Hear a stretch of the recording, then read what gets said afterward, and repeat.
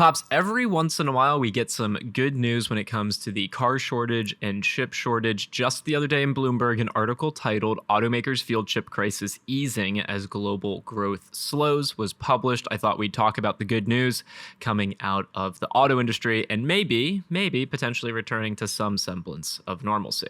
Sounds like a plan to me. I thought that was the first bit of really good chip news we've seen in quite some time. Yeah, I completely agree. All right, so let me run through just a little bit of the article, Dad.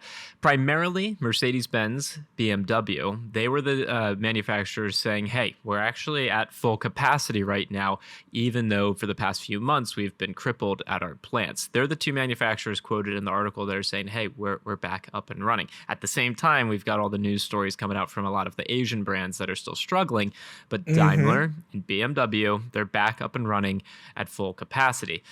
Now, no one's saying that the chip shortage is completely over. They're monitoring things week over week. And, fortunately, right now, at the time of publishing this article, there are no issues. This also brings to mind, Dad, most vehicles are already pre-sold. So even though we've got good chip news right now, vehicles for the next 6, 8, 12 months are probably pre-sold. So we've got that lag that we're going to see. That being said, still good news. Well, the good news is that in some instances, the chip crisis seems to be behind us for some of the manufacturers. The bad news is that the economic conditions on the horizon, well, they don't look nearly as bright as what the chip news looks like at the moment. Which could be a good mix, Dad, to be honest. If you have less people buying and you get a little more ramp up time to get the chip supply back, like that could net be a positive. Looking for a car? Look no further than joinyaa.com. Go check out the cars listed there. There's no BS, no lead gen forms, no anything. Just cars.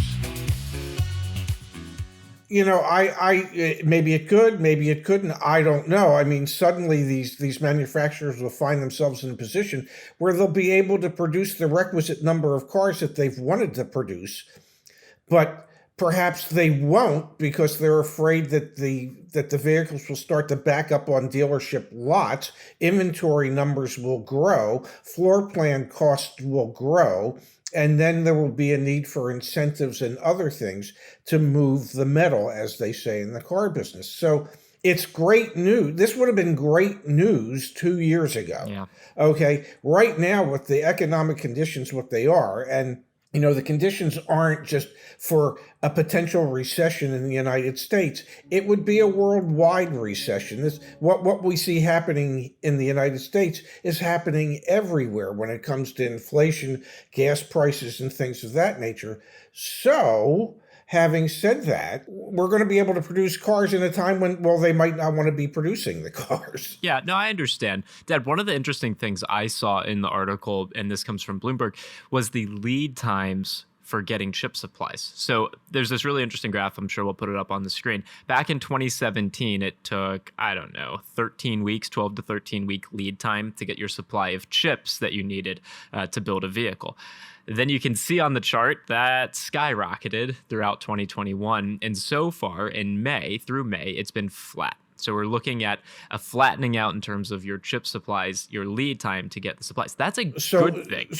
So what is the lead time? I mean, I thought it was up to almost 12 months. I'm sure for some components it is. The data from Susquehanna Financial Group says it's about 26 to 27 weeks is the lead time. Okay. When pre-pandemic, it was 12. So considerably higher. It's twice as long. It's 6 months is the lead time.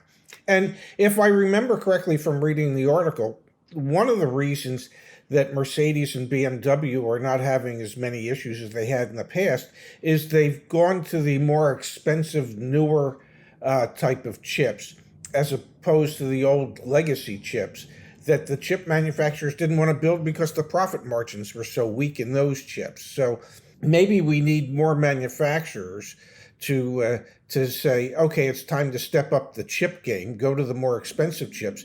It's realistic to expect, that people are willing to pay a higher MSRP for these vehicles so they can pass these costs on to the customers. Yeah, and they likely will. Want to be clear, not every automaker is rosy in this, and not every German or European automaker. Volvo has come out and said, especially Volvo's truck division, and they said, nope, we are still struggling mightily when it comes to getting the chip supplies that we need to be able to produce vehicles. And again, we talked about at the beginning of the video, the Asian automakers are struggling mightily. You think Mazda really wants a 2,400 on-hand inventory level in the United States? No.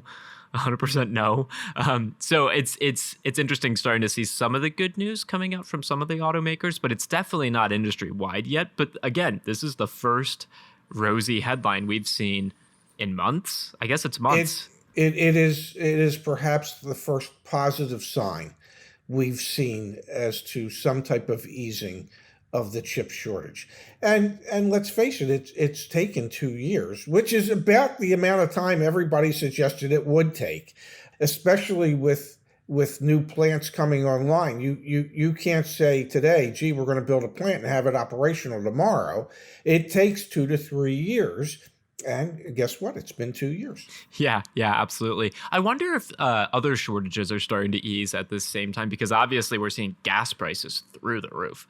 So obviously there's a shortage of crude and of gas. I wonder if the shortages in the wood market, in the other metals markets, I wonder what's going on there. Lumber prices are down, which is a good thing for me, except they probably won't use any lumber in my remodel. But that's besides the point. But I guess my point being that maybe we're starting to see a little bit of the normalization. And it's interesting. If that's the case, then some of the cases for why inflation has been as high as it has been was because it was a lot of supply side issues. If those get remediated, then maybe things do turn around and look a lot prettier more quickly. Not saying I'm not proclaiming that's what's happening yet. We'll have to see if the good headlines go on for a couple more weeks and even a month or two. If that's the case, then maybe it does look like, please don't get mad at me, maybe it does look like a V-shaped type of situation where, it was like a year and a half down, but maybe it's then a year and a half up. Anyway, I'll stop prognosticating. I don't know if that's actually going to happen or not. BMW and Daimler, they're saying they're through the chip shortage for the most part, at least right now. Yep. It's good news. First good news we've had in quite some time. Hopefully we'll see more of that as we continue to move forward.